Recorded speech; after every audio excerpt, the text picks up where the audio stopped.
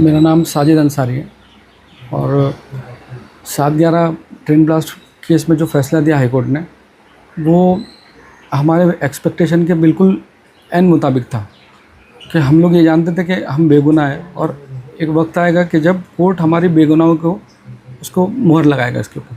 और आज का वो दिन है, ये फ़ैसला वही फ़ैसला है कि हमारी बेगुनाही से साबित हो गई। देखिए 19 साल जो गुज़रे हैं, मतलब वो किसी एक बुक में या कुछ वर्ड्स के अंदर मतलब उसको बयान नहीं किया जा सकता। पर्सनल भी लॉस रहा है मेरा और मेरी फैमिली का भी बहुत नुकसान हुआ है इसमें। और लेकिन एक जो चीज़ सबसे अच्छी मैं इसको खुशनसीब मानता हूँ वो ये है कि इतने बुरे हालात आए, किसी ने भी मुझे अकेला नहीं छोड़ा। ये बहुत बड़ी चीज़ मैं अपने आप को खुशनसीब समझता हूँ। मेरी फैमिली, मेरे पड़ोसी और आसपास के जो लोग थे जानने वाले, उन्होंने भरपूर सपोर्ट दिया। कुछ लोग ऐसे भी रहे कि जो लोग पुलिस के डर से मुझसे दूर रहे। मुझे उनसे शिकायत नहीं है क्योंकि हमारा सिस्टम ही ऐसा है कि पुलिस जो है वो बेगुनाह लोगों को इतना परेशान करती है कि यहाँ तक कि मुझे अपने 19 साल गंवाने पड़े और कोई ये नहीं चाहता कि वो अपना एक दिन भी वेस्ट करे या टॉर्चर किया जाए उसको। तो मुझे उनसे भी कोई शिकायत नहीं। लेकिन ये एक बात मैं कहना चाहता हूँ कि जब भी पुलिस किसको अरेस्ट करती है तो उसको आप डायरेक्ट टेररिस्ट मत समझिए। वो भी बेगुनाह हो सकता है, वो भी एक आम इंसान हो सकता है और वो भी ऐसा हो सकता है कि जो पुलिस के जुल्म का शिकार हो रहा है। तो उसको आप पहले समझिए कि वाकई वो इन्वॉल्व है या नहीं, और उसके बाद में कोई फ़ैसला कीजिए। मैं 2006 में ये ब्लास्ट हुआ है, उस वक्त मैं मोबाइल रिपेयरिंग और कंप्यूटर हार्डवेयर इसका एक इंस्टीट्यूट था और एक शॉप भी थी जो मैं चलाता था। तो जब ये ब्लास्ट हुआ उस वक्त मैं खुद जोगेश्वरी में ही था और ब्लास्ट होने के बाद विक्टिम्स की मदद करने के लिए मैं और मेरी शॉप के जो ओनर थे, हम लोग दोनों वहाँ पर गए और जो हो सकता था हमसे उस वक्त किया हमने। मुझे नहीं मालूम था कि ये करने के बावजूद भी जो है ना मुझे ये सब झेलना पड़ेगा और मुझे जो है ना वो इसी का आरोपी बना दिया जाएगा। तो और बात रही फंसाने की, मुझे ही क्यों फंसाया गया, तो ये देखिए किसी की कोई भी फंसाया जाएगा तो ये सवाल उससे हर एक से किया जाएगा। मैं उनको मिल गया तो मुझे बना दिया, मैं नहीं मिलता कोई और मिलता उसको बना दिया जाता, वो नहीं मिलता कोई और। तो ये एक सिलसिला है, मतलब जिसका नंबर लग जाए।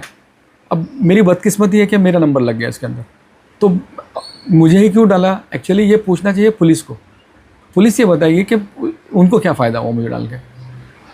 देखिए पुलिस ने हमको फंसाया और झूठे एविडेंस गढ़े, झूठे गवाहों को खड़ा किया और झूठे पंच विटनेसेस को उठा के लेकर आए और अपनी झूठी स्टोरी को प्रूव करने के लिए मार तोड़कर हमसे कन्फेशन लिए।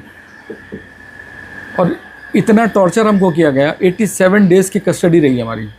उसमें हमको इतना टॉर्चर किया गया कि जो कुछ हमसे कहा जाता वो हम करने के लिए तैयार हो जाते। हमको ये भी धमकी दी गई कि अगर तुमने हमारी बात नहीं मानी तो तुम्हारे घर वालों को भी डाल देंगे और उनके साथ भी ये करें। एक आदमी अपने लिए बर्दाश्त कर सकता है लेकिन अपने घर वालों को इन्वॉल्व होना किसी चीज़ के अंदर वो बर्दाश्त नहीं कर पाता। और वो ऐसी स्टेज होती है कि आदमी एकदम सरेंडर हो जाता है। वही हमारे साथ हुआ। जहाँ उन्होंने कहा हमने वहाँ साइन किए, जो वो करने को कहा वो हम करने के लिए तैयार हो गए। हमारी इतनी कैपेसिटी नहीं थी कि हम जो है वो नॉन स्टॉप जो टॉर्चर बर्दाश्त करते हैं। तो ये उन्होंने पूरा गढ़ा और ये चीज़ लेकर आई कोर्ट के अंदर।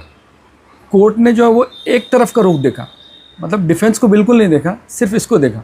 और फिर इतना प्रेशर मीडिया का होता है, गवर्नमेंट का होता है कि वहाँ पर अगर छोड़ दिया जाता तो ये होता है कि फिर असल आरोपी कहाँ चले गए। अगर इन्होंने नहीं किया तो फिर क्यों इनको डाला गया, ये एक सवाल पूछा जाता है। होना ये चाहिए कि शुरू से ही जो इन्वेस्टिगेशन है वो एकदम सही हो और सही जो लोग हैं एक्चुअल जो जिन्होंने जुर्म किया उन लोगों को पकड़ा जाना चाहिए। और हम जैसे को जब पकड़ा जाएगा तो फिर यही हाल होने वाला है। देखिए हाई कोर्ट ने एक एक एविडेंस को बहुत बारीकी से देखा। हमको एक दूसरे से कनेक्टेड बताया गया लेकिन पुलिस ने CDR नहीं प्रोड्यूस किया हाई कोर्ट में। हम जब हाई कोर्ट में अपने डिफेंस के लिए गए तब हाई कोर्ट ने हमको कहा कि नहीं, इनका CDR मिलना चाहिए। जो पंच और विटनेसेस खड़े किए थे उनके ऊपर कई कई केसेस बहुत पुराने थे, मतलब कई कई केसेस के अंदर वो लोग विटनेसेस थे, पंच थे। हाई कोर्ट ने उसको देखा कि नहीं ये है। इवन आई विटनेसेस जो थे वो भी कई कई दूसरे केसेस के अंदर विटनेसेस थे। तो अब देखिए, मतलब हाई कोर्ट ने इसको मानने से इनकार कर दिया। झूठी टीआईपी हुई, टीआईपी जो हुई हम हमारे मतलब ओळख परेड जिसको बोलते हैं, तो उसमें सामने पुलिस रह के इशारा करती थी कि ये है, और तब हमको पहचाना गया। हमको कुछ नहीं मालूम था कानून के बारे में, ज़ीरो थे हम लोग, बिल्कुल ज़ीरो, और इसी वजह से हम लोग कुछ भी नहीं कर पाए। फिर जब हमको धीरे धीरे समझ में आई बात, तो फिर हमने जो है वो एक एक चीज़ कोर्ट के सामने लानी शुरू की। आरटीआई से अपना हमने हक पहचाना, और आरटीआई से बहुत सारे डॉक्यूमेंट्स भी हमने निकाले और अपने डिफेंस के लिए जमा किए। लेकिन ये सारी चीज़ें जो है ना वो हाई कोर्ट ने अप्रिशिएट की, लोअर कोर्ट ने या ट्रायल कोर्ट ने इसको नहीं की। तो हाई कोर्ट ने एक एक चीज़ बारीकी से देखी, इसलिए जो उन्होंने पूरा जो है ना एक सही फैसला दिया कि ये चीज़ें नहीं मानी जानी चाहिए।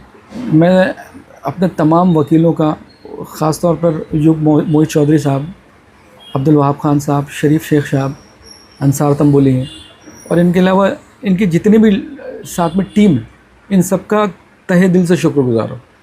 इन्होंने वाकई हमारी बेगुनाही साबित करने के लिए कोई कसर नहीं छोड़ी, अपने रातों की नींद भी कुर्बान की हमारे लिए।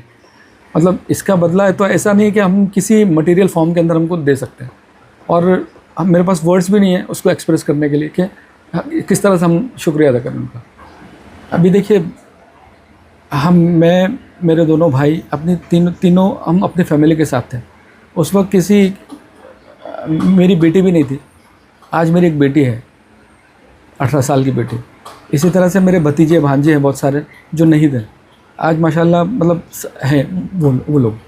तो फैमिली एक्सपांड हो चुकी है हमारी, लेकिन खुशहाल फैमिली है, मतलब एक दूसरे को सपोर्ट करने वाली। देखिए, मेरी बेटी तो थी नहीं मेरी अरेस्टिंग के वक्त। अरेस्टिंग के 3 महीने बाद वो पैदा हुई, और वो पूरी तरह से बाप के प्यार से, उसके गाइडेंस से पूरी तरह से महरूम रही। तो वो जो उसके ऊपर गुजरा है वो तो खुद वो जानती है, मैं सिर्फ थोड़ा सा देख सकता हूँ, महसूस कर सकता हूँ उसको। लेकिन अब जो मुझे मौका मिला है कि अपनी बेटी को प्यार देने का और उसकी गाइडेंस करने का और उसको वो सब कुछ देने का जो एक बाप को देना चाहिए, तो मैं कोशिश करूँगा कि उसको वो सब कुछ दे सकूँ और एक अच्छा बाप बनूँ।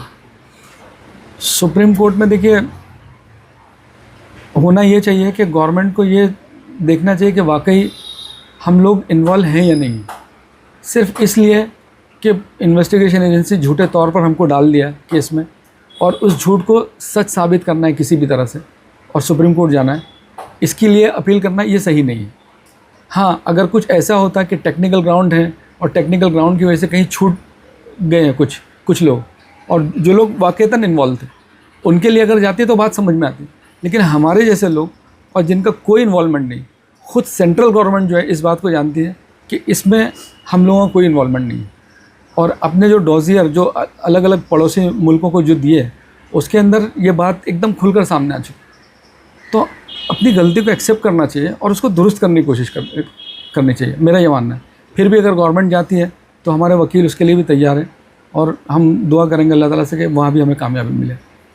देखिए, इसके ऊपर बहुत अच्छी डिस्कशन भी होना चाहिए। गवर्नमेंट को अलग पॉलिसी बनानी चाहिए कि अगर झूठे लोगों को फंसाया जाता है, गलत लोगों को, तो एक तो ये कि उसको कैसे हम सही करेंगे, और जो विक्टिम्स हैं उनको जो इंसाफ नहीं मिल रहा है, हम उनको किस तरह से इंसाफ सही तौर पे दिला सकते हैं, उसकी कोशिश करनी चाहिए।